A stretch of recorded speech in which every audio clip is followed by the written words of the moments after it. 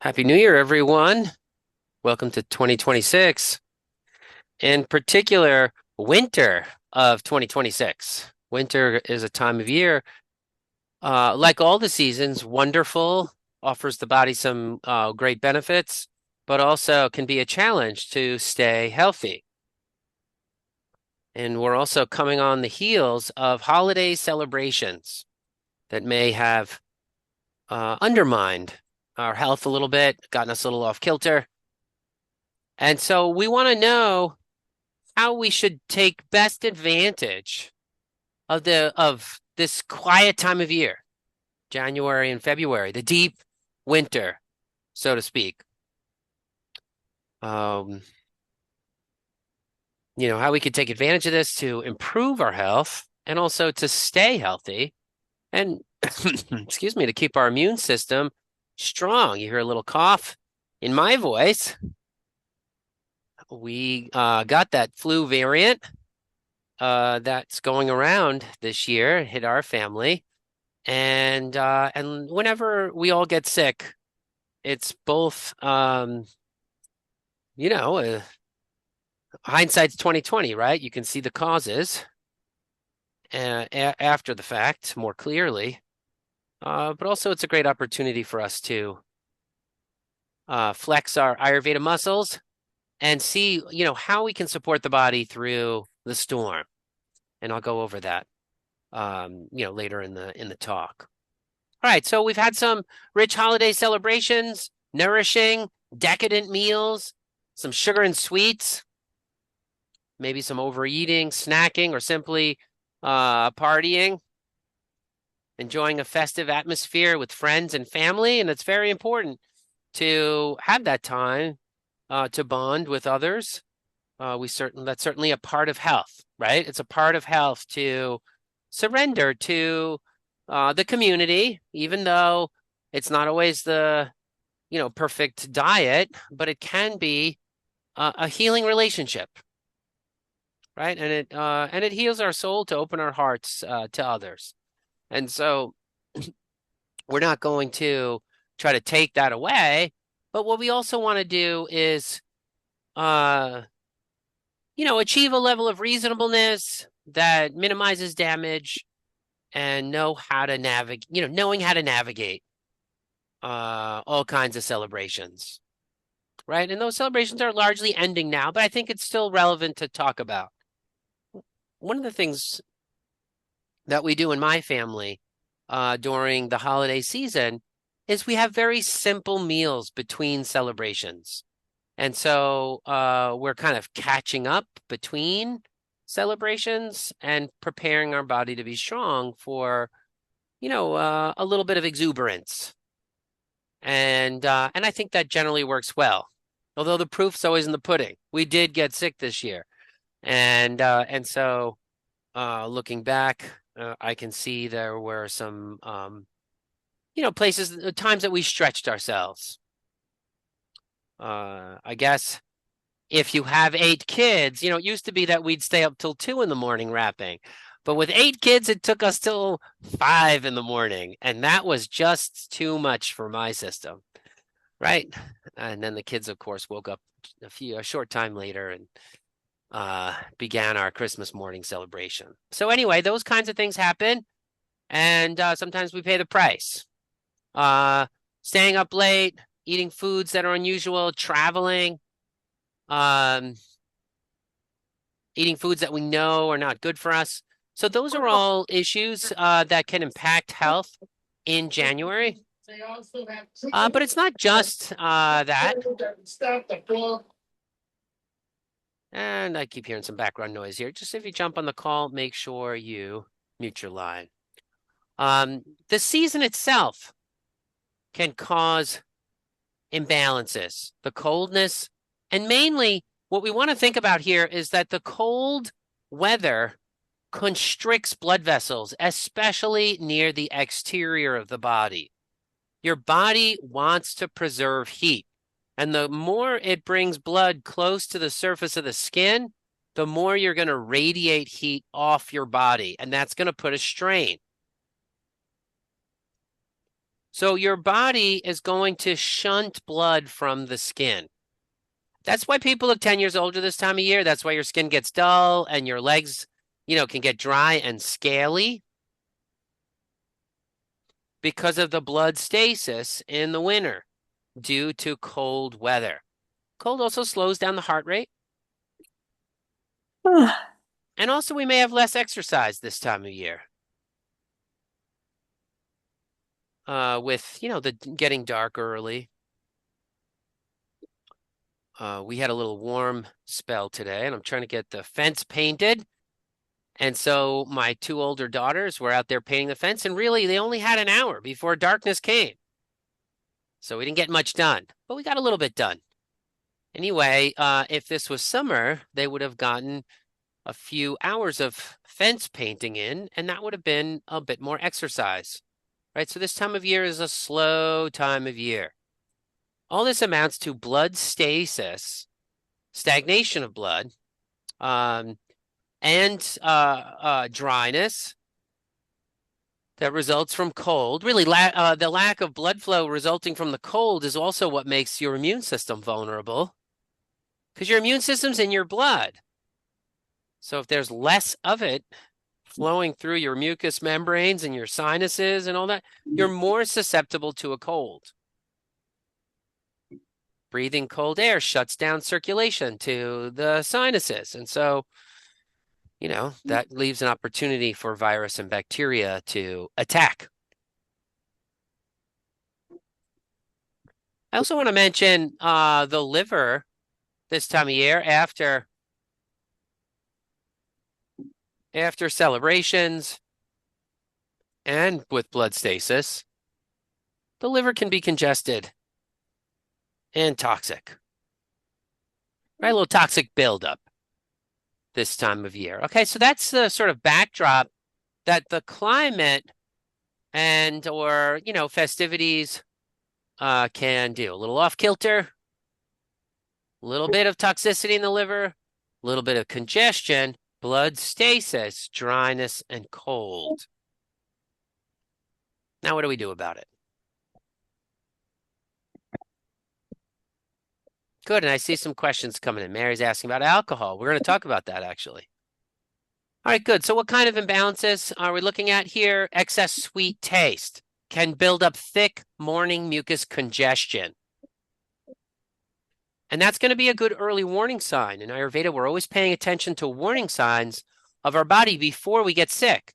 If we're noticing a thick mucus buildup in the morning, that is our cue before you get sick to clear out some of the sweet taste in the blood. That sweet taste is associated with kapha, one of the body types that tends towards excess. With that sweet taste building up in the blood, it can also further lead to sluggish circulation, blood stagnation due to poor circulation. And that's why, excuse me, after eating too much wheat and dairy, your skin can feel puffy, right? Pants can feel a little bit tight. And you might be like, oh, I gained 5 pounds over Christmas. But did you? Or is it water retention? Because your lymphatic system is congested and not emptying, and then it gets, swollen. Swollen skin. Your skin's the largest organ in your body. If it's waterlogged, you could easily have 5 pounds of water in your skin.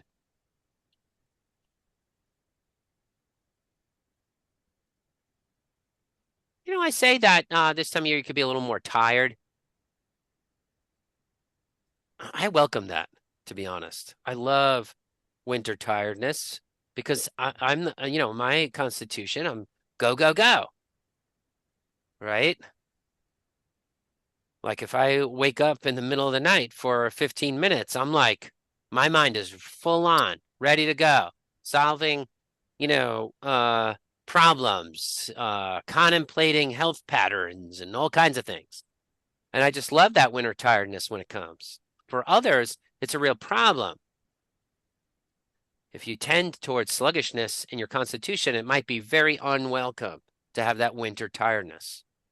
And that will come from having the excess sweet taste in the blood. As you clear that out, it will resolve. Feeling out of sorts, tired, scrambled, eating the strange foods can also itself vex the intestines and cause constipation. There's a few times over the holidays that I felt like my intestines were vexed. I ate some things that, I was unsure of, that had bothered me in the past, and I thought, oh, maybe they won't bother me this time. And they did bother me. I ate some tomatoes. Tomatoes don't agree with me. And I had a headache for, 12 hours as a result. And, and then my bowels were vexed. And it's really the best word for it, where they just like, they kind of like nothing sort of works right for 12 hours in your gut, and then it resolves. It's one of my favorite terms for, a kind of digestive confusion that can erupt. So, a laxative like Triphala, or in my case, Triphala, meaning three fruits, is a nice laxative formula, but I find Bibitaki, one of the herbs, a little too stimulating. And I just use Haritaki, which I find is a very nice laxative. And also, we can't forget like things like milk of magnesia, which is a simple way to keep the intestines clear.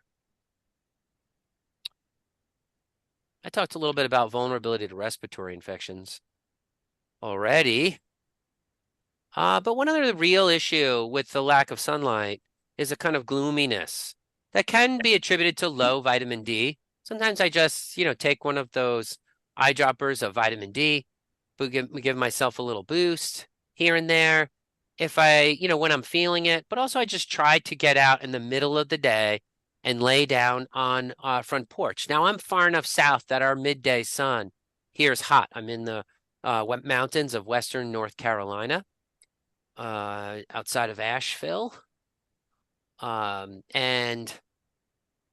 the midday sun is warm enough. So I'll, sit in the midday sun for 10 minutes for a little power nap and get my dose of vitamin D.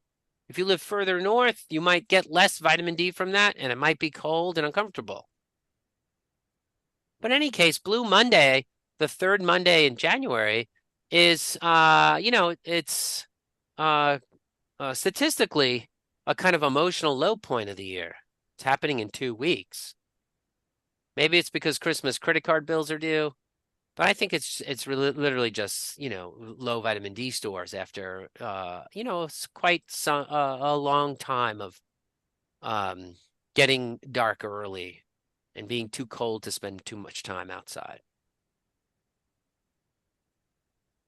All right, good. So we've kind of gone through patterns and what might be happening this time of year. This is the kind of analysis that we do in our courses at the Joyful Belly College.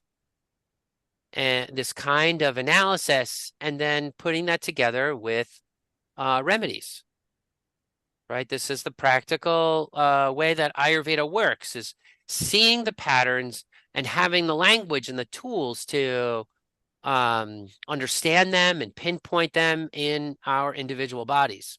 When I had the flu last week, I noticed my appetite was gone. And I was like, is it really gone? I spent some time contemplating. And after about 10 minutes, I realized, no, actually, there were some kinds of foods I was craving. It was bitters and sours. Nothing else appealed to me at that particular moment. And I deducted from that it must be that my liver needed some clearing. And I did that, and I felt better afterwards. And it was, I felt more nourished also by the food. So it took a little bit of time to tune into my body. And this is the kind of analysis that our graduates excel in, and that I'm sharing with you today. All right, let's look at some ways to balance. The first thing that's great for this time of year is a mini cleanse. And there are lots of options for this. Ayurveda's classical option is khichdi. Maybe you know of khichdi already. We have lots of great recipes for khichdi on the Joyful Belly website. So pick your favorite if you want. Kapha reducing, pitta, vata, something that's more typical for an American kitchen, Cajun khichdi, instant pot khichdi. So check out some of the different khichdi options on Joyful Belly. Khichdi is basically rice and a dal, and it's the Indian equivalent of chicken soup. Perhaps a little more cleansing. Indian equivalent of chicken soup in the sense that it's given to people when they're sick. Sweet potatoes with kale and black bean and a little bit of spices can be a very simple, good reset for this time of year, getting those bitters in with the kale, plenty of fiber with the black beans, and the sweet potatoes for a little carbohydrate. Ginger carrot soup, very simple, great reset when your intestines are vexed. The carrots are sweet. Ginger adds a little bit of spice, and altogether a very gentle, tasty option after after you've eaten something that maybe didn't work so well for you. Cabbage soup with carrots and apple cider vinegar. And one of my favorites for winter, red cabbage with balsamic vinegar. I actually grew up with this recipe. My aunt used to make it all the time, and I've modified it a bit for Ayurveda. But this is a great one. Red cabbage, a little bit of brown sugar, balsamic or apple cider vinegar. Go with the balsamic on this. The recipe doesn't say that, but I'm saying it to you. A little bit of salt, olive oil, and you just cook that cabbage down. And I'm telling you, you'll want to eat the whole bowl yourself. Great recipe for this time of year. Very tasty. This might be a good time of year to switch your grains to lighter whole grains. Millet, quinoa, amaranth, buckwheat. Think about buckwheat. Buckwheat's a nice grain this time of year because it's a little bit warm. Oatmeal too. This morning I made an oatmeal smoothie. I took a cup of oats and blended them with a lot of cinnamon, some vanilla extract, a pinch of salt, and it was wonderful. Oatmeal has a nice calming effect. It builds stamina. And it's warm. So as a for Vata people, really can be a great grain this time of year. I would probably cook it if I was Vata, but my digestion handled it just fine as a raw smoothie. And but millet, quinoa, amaranth, buckwheat, all much lighter than wheat and can be supportive for kapha this time of year when you still need some substance to your food, but you don't want the heaviness of wheat. All right, I want to mention that this is sauna season. What? With the blood stasis this time of year. Wait for myself. Hold on, I got some background noise here. Make sure your line's muted. I don't see the line here. I'll mute all, but let you unmute yourself. That should take care of that. All right, good. This is sauna season. Just whatever you think a sauna would do for you, that's generally going to help your body this time of year. Think about it. What is a sauna going to do? It's going to stimulate your heart. The heat will get your heart rate up, and it's going to dilate your blood vessels. And that's going to take care of the number one problem of the cold, right? Which is blood stasis. Dispels blood stasis. Right? It moves the blood, opens up the channels. However poetic way you want to say it, getting that circulation up is going to revitalize the whole body. And with opening up the vessels, it'll also open up the lungs and your breath and break up congestion. And even as it fires up your body, Well, it's this is for spices. I'm going down this list here. The sauna's not going to fire up your digestion, but spices will. And spices are kind of food equivalent of a sauna. That's why I'm mentioning them together. They have many of the same qualities. So if you don't have a sauna, use your spice cabinet.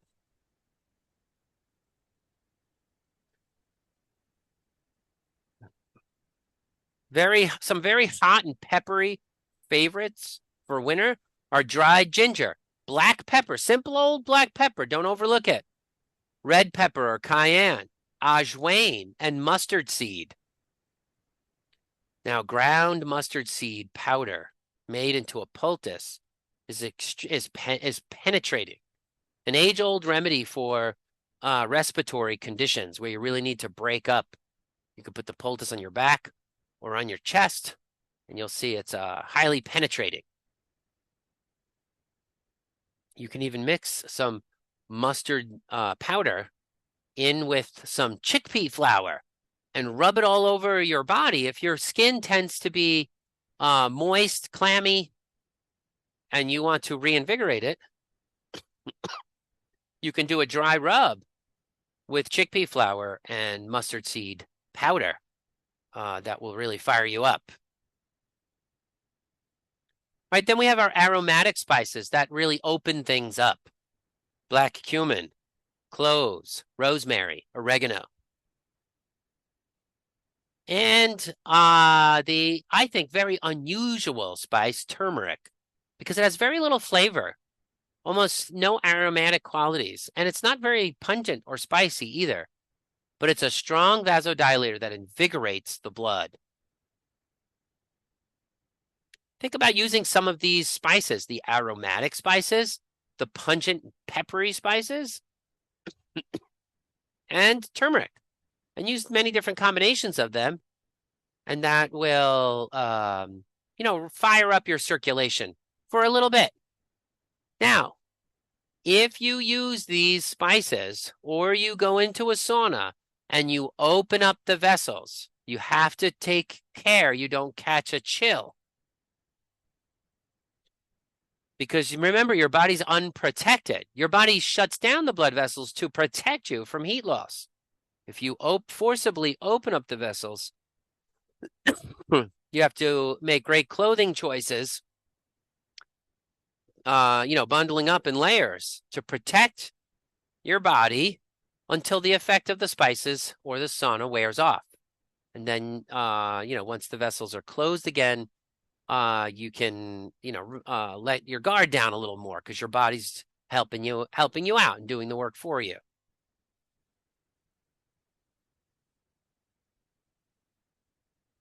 I don't want to overlook horseradish as a powerful winter spice. It has all the qualities of a sauna, and daikon radish as well. Daikon radish is going to be a little more gentle than horseradish, suitable for adding to soups. If you add horseradish to soups, that's great too, but it's going to be much lower quantities. In any case, the pungentness and the acrid bitter of the radish will greatly help to reduce stagnation of blood, excuse me, and also open up the lungs and warm them. You eat daikon radish, you'll feel your chest turns warm.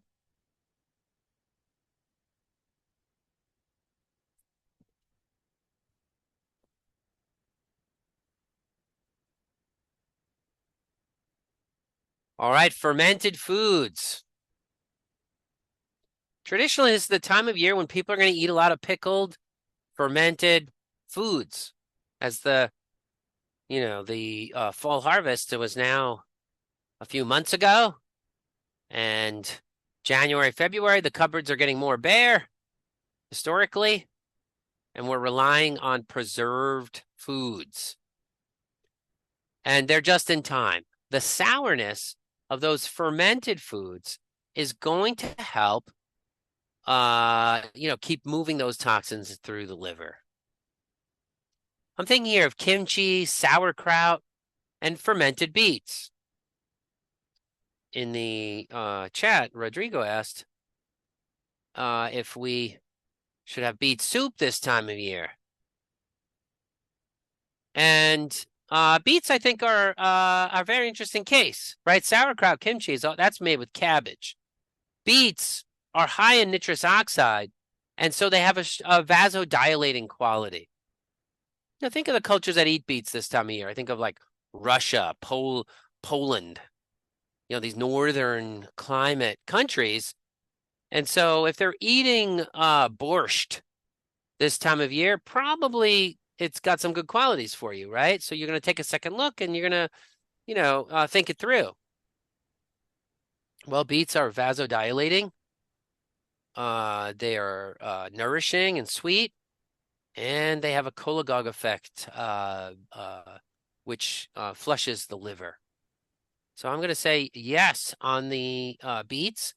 In January, I like to do pickled beets, and then I might make beets more of like a beet soup or something more in February, as I am focusing on a stronger cholagogue effect and stronger clearing of the liver in February. Yeah. So raw garlic, pickled raw garlic, one of my favorites for this time of year. So January, I'm all about the pickles, the pickled beets, the pickled raw garlic. It's easy to make pickled raw garlic. You get some vinegar. You can look up the recipe on Joyful Belly. Get some vinegar, your favorite spices, chilies, whatever you want. Stuff them all into a jar and put the lid on it. Right? Get them covered in the vinegar. You can maybe mix the vinegar with some water too. You can find the proportions on the website. Fire cider is a little bit like that, a little bit kind of like a pickle. I can't remember in this recipe if we actually ferment it. Let's see. Cover tightly in place in a dark place for 2 to 4 weeks. Yes.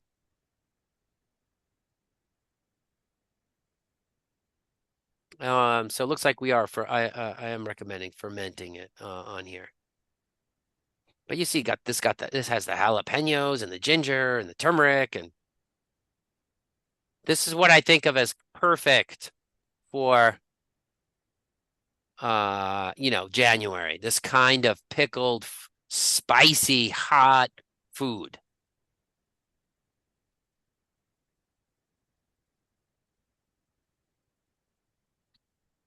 You can see my kitchen table, which I made from the rafters of the house.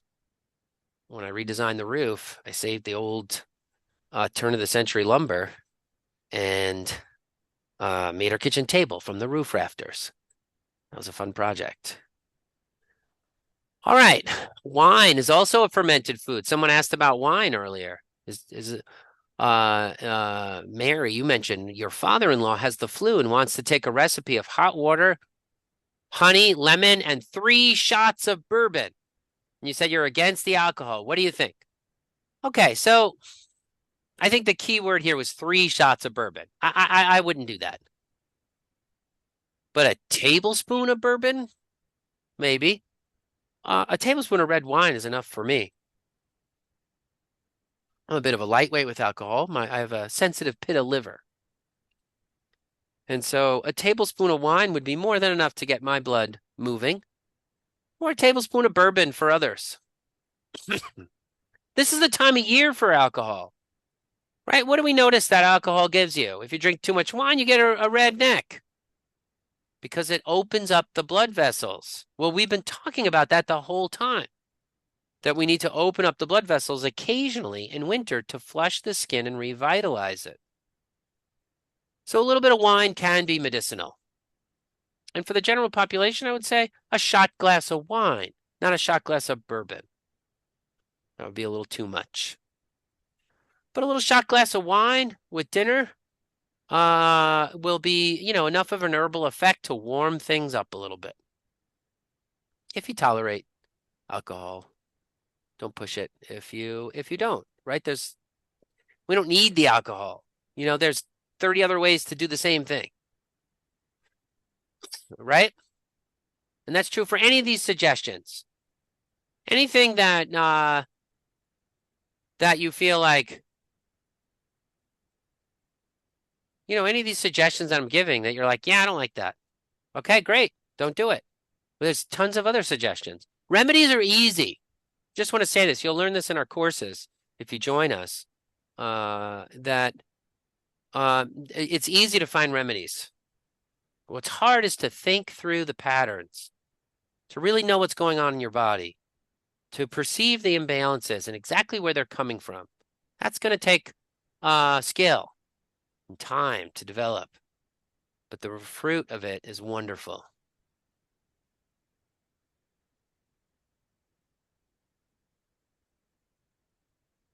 Sour taste in general, which is what you get when you ferment something, is it creates sour taste, the acetic acid. But sour taste in general, grapefruits, vinegars. This is a great time of year for eating grapefruits. The kind of bitterness of the grapefruit together with the sour is wonderful. I would put some cinnamon on my grapefruits this time of year, some honey or ginger cardamom on the grapefruits. I've got a few grapefruit recipes on Joyful Belly. Sometimes I even bake the grapefruits. The sour taste causes secretions in the body. And so it just gets all the fluids moving again, purges bile out of the liver. Oh, there's the link to the pickled garlic recipe. Just want to show you that you can really fine tune whatever it is you're looking for on the Joyful Belly website. You see here we have a vast database, and you can zoom in on a particular herbal action you're looking for if you're an herbalist, but also on the tastes themselves. Oh, let's see what we got that's sour and bitter.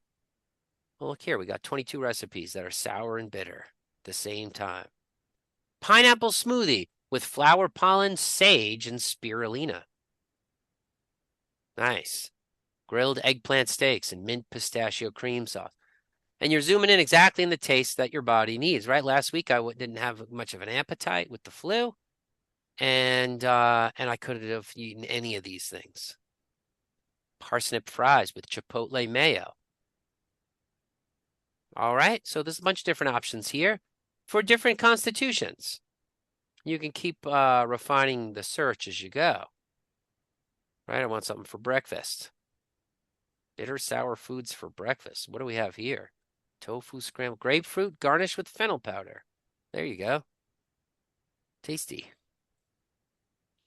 All right, good. So you can use those filters to get zoom in on the right herb, the right ingredients, or the right recipes. In this case, we just looked at recipes.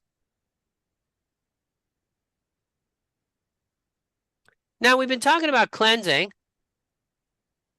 with herbs like triphala and haritaki, or just simple grapefruit breakfast with honey and cardamom, or fire cider.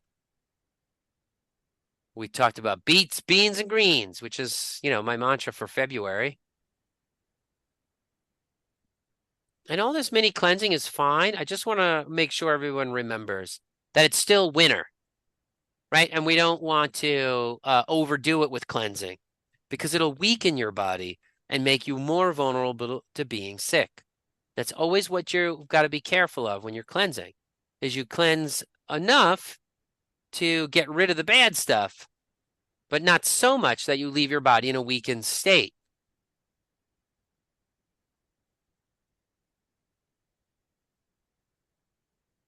Anna made a soup pot today of rutabaga, beets, onions, sweet potatoes, asparagus, celery, some herbs, and kitchery spice. It was wonderful. Nice.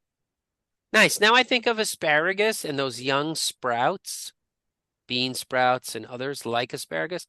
I think of that as a little bit more like April, May, March, right? But Anna wasn't just having a plate of asparagus. She had it in the context of all these other heavier wintry root vegetables, which makes it appropriate. Now, the asparagus has a mild diuretic effect. It's just going to help clear out stagnant fluids. Celery does as well. And celery is a good vasodilator that will refresh the skin. That's probably why grandma puts it in chicken soup, right?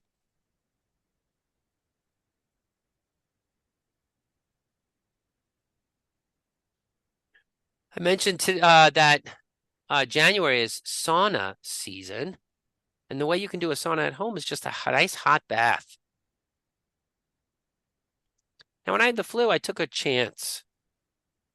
It's like, you know what? My fever's broke.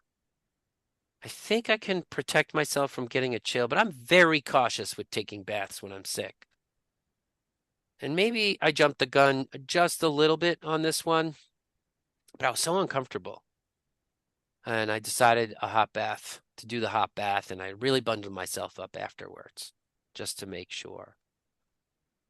But if you're not convalescing or sick, a hot bath is great to revitalize and get that sort of home sauna experience. And put a nice tea in your bath, right? Make a nice big pot of rosemary, thyme, and dried ginger tea. Strain it and pour it right into your bath. That'll really fire you up.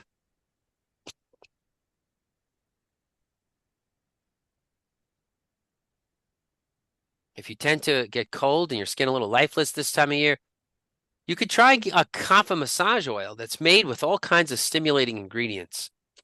And um,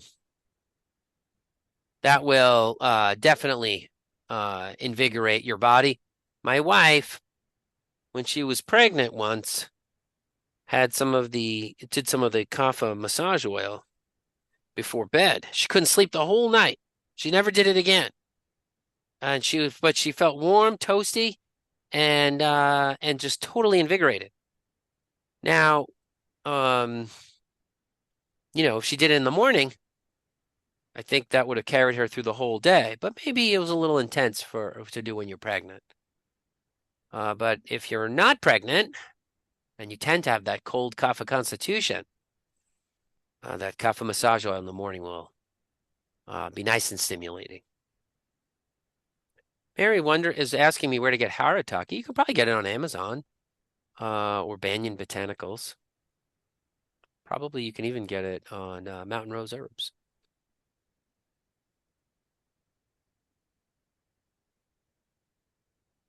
Now, Anna's saying, why is it now that I'm 71, I shun taking hot showers and baths? I don't know. You tell me what what don't you like about the hot showers or bath? What aversion do you have from it? Maybe we can figure it out.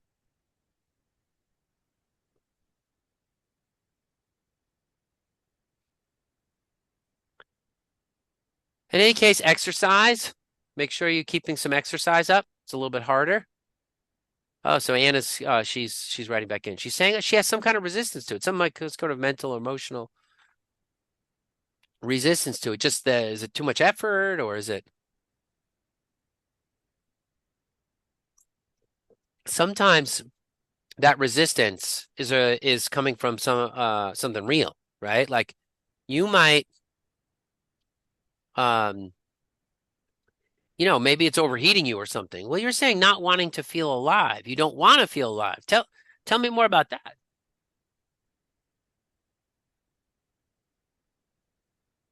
Most people want to feel alive. So if you're not feeling that way, maybe there's something deeper going on, right?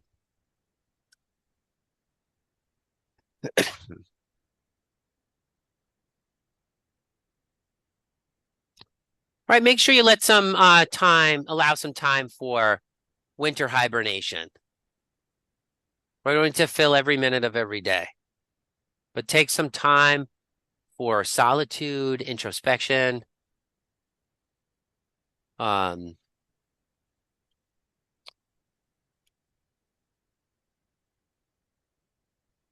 this is the time of year for a deeper contemplation.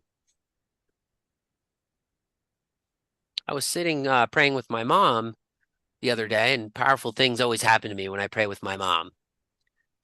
She has, a strong devotional life, and I always think when I pray, I'm always like hoping God's going to give me something, and that I'm going to get something. And praying with her, I felt power. I felt a very, powerful inner movement that, oh no, it's not, I'm not trying to like extract stuff from God. Yes, whatever he gives me, great. I'm happy for it. But like the opportunity to love him is itself a gift. And that I'm here to glorify God, not myself, right? Anyway, that's the kind of, deeper contemplation this time of year can open you up to greater humility and um and a realization that, I meant to pour myself out, not to try to capture. Of course, any gift, I'm open to it. I'll take it. Right? But how am I putting my heart out there in the world, right? It's a great thing to contemplate for those quiet winter months. I want to talk a little bit about the flu, and the usual tips are good ones. Rest, staying hydrated. I just want to emphasize staying hydrated when you're sick for a minute because sometimes, you hear something so often that it loses meaning. But when you drink lots of fluids when you're sick, it helps your body flush out the byproducts of the immune system fight that's going on. There's a battle, a war in your body, and there's lots of byproducts of that. And you want to keep peeing frequently to keep getting it out, even if it's just the buildup of those ache producing cytokines that come from flu and COVID. My daughter Frenchie was laid out on the couch for 3 days. And by the third day, I'm like, you know what? I don't think this is the disease anymore. I just think she's dehydrated and has no energy. So I sat with her and, made her drink like 3, 4 cups of bone broth. And she was literally fine after that. Got up, walking around, maybe like 2 days later, was a little tired for a few hours again. And then that was it. She's been fine since. And it was all hydration. Hydration plus a little bit of substance in the water, a little bit of that bone broth. It's a chicken soup with, vegetables and all kinds of things. And I just gave her the broth. It had an amazing effect on her. Now, some people, I also just want to talk for a second about managing a fever in a very simple way. Some people run very high fevers. My daughter Francesca, me, we run high. As soon as I get sick, I'm at like 103 point 2, 103.4. I get up to 105 even. Woo, right? So, uh, so I don't think that kind of fever helps you, right? Like, I don't think fever like above like 102. I think the fever's just, yeah, of course you get a little bit of advantage with the fever, but do you need to go up to 105? No. Maybe I won't do much at 102, but as soon as it starts creeping up to 103, especially, I'm taking off a layer. I notice I heal more quickly from my diseases when I don't let my fevers run high. Now, my wife, she's Kapha. Her fever, if she gets a fever, she's like at 99, and I'm like, that's not even a fever. Like that's me when I'm doing jumping jacks, right? 99. So, so she doesn't mount enough of a immune response. So for her, we're going to be doing the spicy teas and everything to just get the heart rate up and provoke the immune system to a little bit more action. But for me, it was definitely a reduction. I was 2.5 days into the flu, and I really, all this talking's drying out my throat here, maybe a little too soon after getting sick. Um, but after a few days, I was like just enjoying that extra sweater. And I was like, you know what? This is pathological. I gotta reduce my temperature. And I did. And like an hour and a half later, I had much more energy. Just like my daughter with the hydration. And it's funny how fast you get over sicknesses when you are paying close attention to your body. And you eat those sours and bitters when you're craving them. I think the flu, COVID, I mean, every time I've had COVID, yellow tongue 3 days in. And I know my liver's taxed. I mean, even from studying COVID, I know it would get taxed. So we're not going to just ignore that. We're going to keep things moving in the liver. COVID totally disrupts iron metabolism. And that's why it reduces not just through inflammation of the lungs, but by disrupting iron metabolism. That's part of the reason why your oxygen levels go down, not just from the respiratory infection. And so, with all of those, you know, uh, all the attack on Rukta, the red part of the blood, the liver is going to get a little whacked. And so, uh, a few days into the flu or COVID, I'm starting those sours and bitters to clear the liver. Always. I want to talk about a tea that worked really well for us last week. Cinnamon and clove tea with lemon and honey. Now, this is something I did, it's always funny. You can be in practice for years and overlook something obvious. I totally misunderstood astringent taste until I had a strong lung condition 2 years ago that took me around 9 months to heal. But I can tell you, over that 9 months, I became a much stronger clinician for lung disorders. And one of the things that I never appreciated about astringent taste is that part of the reason why it's rough, or the main reason why it's rough, is because it breaks up mucus molecules. I don't know why, I don't, again, it's that funny thing, right? You commit yourself to a study of something, and 20 years in, you still learn something basic. And that's a very interesting thing to me. I'm not kapha. When do I have to deal with thick mucus? But I did when I had this 9 month condition, and I did heal it, and I did learn hundreds of things about healing in the lungs. One of them is just this very simple tea, cinnamon and cloves. Cinnamon and cloves are high in astringency, but also pungent and warming. Lemon increases secretions, and honey coats the throat.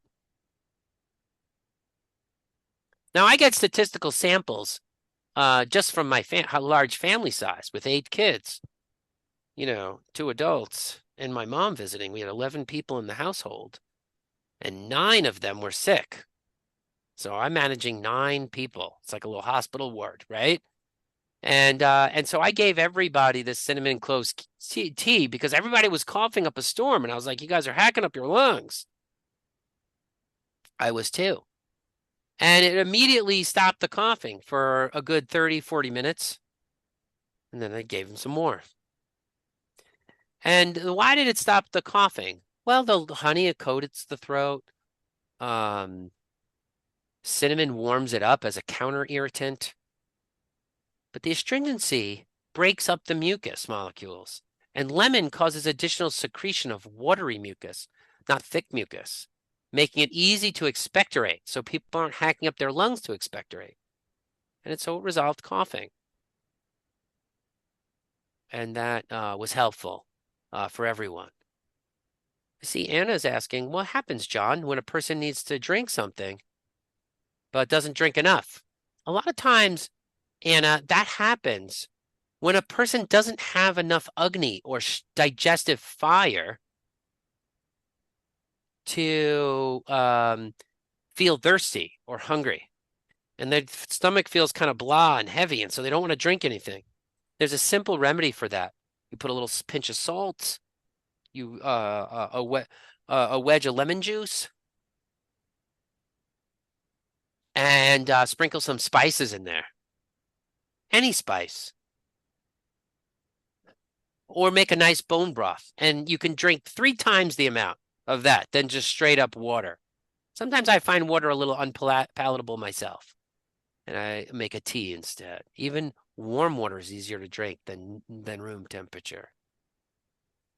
Now, Rodrigo is bringing up bee pollen, which is a strong tonifying food with a great nutritional profile and all kinds of properties because it includes the reproductive parts of um, flowers, of hundreds and hundreds and hundreds of different flowers. It also has a wonderful hormonal profile to nourish uh, the sex hormones. And by nourishing sex hormones, I'm not just referring to an aphrodisiac quality here. Sex hormones tend to be building and strengthening. Think testosterone. It doesn't just, invigorate your sex drive, but it builds muscle tissue and all kinds of things, right? And that's true for estrogen as well. And so bee pollen has a strengthening quality to the body, because of its broad profile. It's hot and spicy, and it's exactly the sort of thing that from this conversation that you'd expect that a person would benefit from this time of year, especially a person who's convalescing from an illness. In fact, Rodrigo, I'm going to take your suggestion and I'm going to give my kids some bee pollen right after this call. I hadn't thought of that. But I think it would be wonderful for convalescing, kids. I mean, they're mostly done with their recovery period, but mostly doesn't mean entirely, right? So I'm excited, Rodrigo, for your suggestion. Now, moringa, I confess, I'm not a big expert on moringa. I know it's aromatic, vasodilating and all that, but I haven't spent much time with moringa. So if somebody wants to enlighten us in the chat with some of the moringa's qualities, go for it. I'd love to hear your thoughts on it.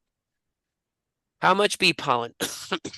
I generally, if you're not used to taking bee pollen, start off a little small. Some people have an allergic reaction to it. I can't do it because I get an allergic reaction to it. So take 2 or 3 little beads of it. But you can work up to like a teaspoon even, if it works for you. Now, Anna was having 4 tablespoons of lime juice with maple syrup and warm water, and this morning with CCF. And yeah, and you can do maple syrup, lime juice, and CCF, right? So how do I keep invigorating and empowering my digestive Agni? Generally, Anna, your digestive Agni is going to be fine if you're well hydrated and taking care of your body, right? As just a general overall thing. If you eat foods that attack your digestion, that are too much for your digestion or off, it could destroy your Agni. Spicy teas like what you're doing, and also, some lemon or lime juice and things like that can spark your Agni too. But generally, spicy teas are how you're gonna build Agni, both aromatic spices as well as pungent peppery spices. Yeah, hydration and spices. That's the way to do it, and don't eat anything too heavy that destroys your digestive fire. Now, there could be some problem that's making your digestive Agni chronically low, in which case we'd want to analyze that. Maybe a parasite. Maybe, who knows? CCF, Vanessa, thank you for asking. CCF is cumin, coriander, fennel tea in equal parts, a classic combination in Ayurveda. Cumin has I always think of cumin as like sunset in the desert herb in terms of how it feels. It has like a dry warmth. I lived in New Mexico for a little bit, and when the sun would go down, you get that nice warmth, from the sun that's still there, but it's not overpowering, and the air was very dry. And I think of that as cumin. Coriander is a little less warm, a little more temperature neutral. And fennel, I would say is, it's listed as a pitta pacifying spice. That doesn't mean it's cold, right? Spices aren't cold. But I think of fennel as also somewhat temperature neutral. Fennel is a great tonic for the lungs, a great tonic for the urinary tract. Um, And these are all diuretics. And so CCFT in general reduces stagnant water from the body. And because as it drains the body, it can help drain lymphatic congestion as well. So I think of CCF as ideal for March when the body is more waterlogged than in January. In January, I would go with more things like fire cider. But that doesn't mean it's wrong for January, right? I just think its sweet spot is March. Yeah, Anna's adding cardamom too. Cardamom's great. Those aromatic spices really help build Agni.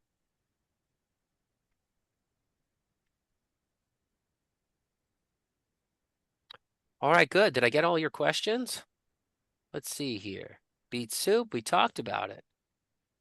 Rutabaga soup, awesome. Drinking bourbon is good or bad, right? We talked about that. Rodrigo mentioned gentle yoga and walking helps his digestion and sleep. Mary said meditation. A thermos of hot spicy tea with fennel, cumin, and mustard seeds. 2-1-1 ratio. And that you made the fire cider. And that it's incredible and kept you from getting sick. Let's see. Yeah, I think we got through all the questions. Anything else anyone would like me to talk about before I go? Rodrigo mentions moringa is high in vitamin C. So that's going to be an antioxidant. As soon as we see high in vitamin C, we generally know it's an anti-inflammatory. Vitamin C is an anti-inflammatory antioxidant. Antioxidants are anti-inflammatory. Immune support, digestive health. You would love to see it on the site. Yeah, it would be good. Maybe we'll do a student study and food experiment of moringa and share with the public some of our findings. Vanessa says, being pitta, I find hot spices hard to deal with in winter, which is better to warm my gut and digestion. Vanessa, if you're pitta, you may not need to do anything in winter, right? Just like in summer, Kapha people don't need to do much in summer. The heat is helpful to them, right? So you don't need to like follow this program so much. If you have high pitta, just keep your pitta in check and don't worry about the season. But one day when your doshas are all balanced, and maybe they already are, but when they're all balanced, then you eat with the season. But if one dosha tends to dominate, and cause chronic imbalance, you really in a way ignore the seasons and just deal with the dosha. Another question here. What's the best digestive drink for relieving gas after meals?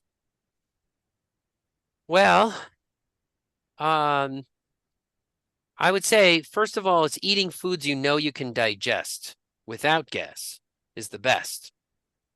If you're getting gas, there are various strategies that I use.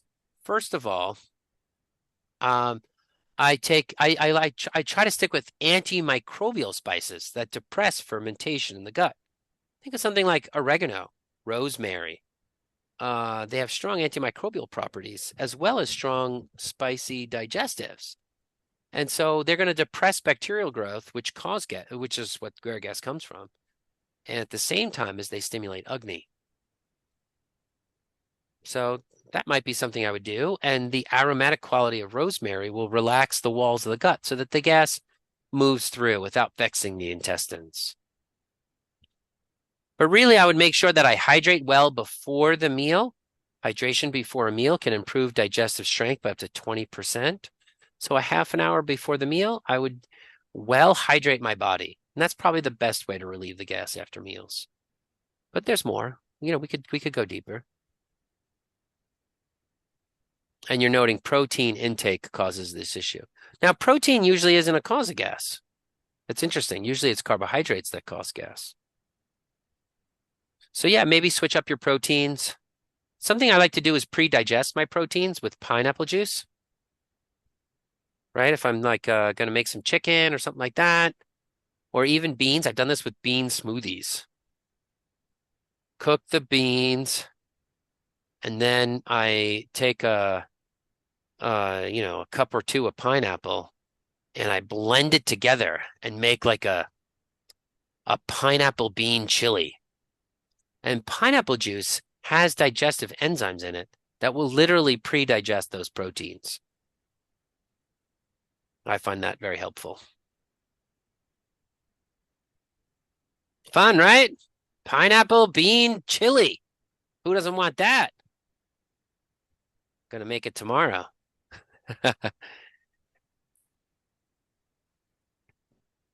Any other questions? I want to extend all you. We had a scholarship on our programs um that ended December 31st. But for everyone that's here today, if you'd like to know about everything and not just winter health, but you know, a comprehensive, in-depth, strong education in this kind of medicine, join us for class. You'll love it. I know some of the students are here for today's talk.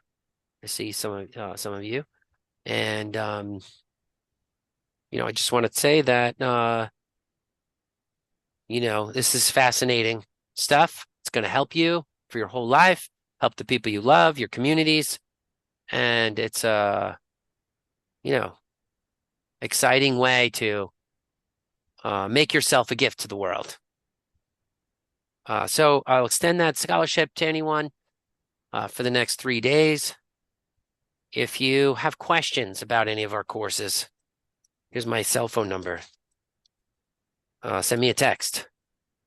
And we can meet on Telegram, Zoom, if you're overseas, or if you are here in the States, we can chat, and I'll answer any questions you have. I want to thank all of you for taking this step to come today and learn about your body, because it's not just disease that's contagious, but health. And the things that you learn today, you can share with other people, and it's a gift that keeps giving. And I encourage you to do so. And every time you make a step forward, improve your health, and have a more glowing, radiant countenance, it attracts other people to the special, simple, profound, and deep insights that Ayurveda and old world medicine systems offer. A total different paradigm and way of thinking about things, where you consider the nature of substances and of your body and use that analysis for balance and restoring the true natural state. It's very effective. I use it with my family with great results, and it's very enjoyable to do, and you're always learning about the world around you. So I thank you for taking that step to learn today, and follow that spark. God bless you all, and your 2026 year. Have a wonderful rest of your evening. Take care.